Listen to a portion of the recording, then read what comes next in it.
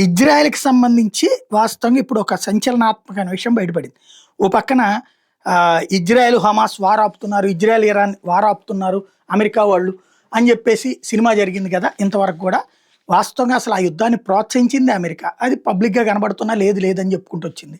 ఇప్పుడు తాజాగా బయటపడిందేంటంటే అమెరికాకే సంబంధించినటువంటి బ్రౌన్ యూనివర్సిటీ వాళ్ళు పరిశోధనలో తేలిందేంటంటే 2023 నుంచి ఇప్పటిదాకా $34 బిలియన్, $34 బిలియన్ ఇజ్రాయెల్‌కి అమెరికా ఇచ్చింది. యుద్ధం కోసం. ఇరాన్ మీద యుద్ధమా? హమాస్ మీద యుద్ధమా? హిజ్బుల్లా మీద యుద్ధమా? హౌతీల మీద యుద్ధమా? సిరియా మీద యుద్ధమా? ఇరాక్ మీద యుద్ధమా? ఇరాన్ మీద యుద్ధమా? ఇట్లాగ చేయడానికి $34 బిలియన్ అమెరికా ఇజ్రాయెల్‌కి కేవలం యుద్ధాల కోసం సాయం చేసింది.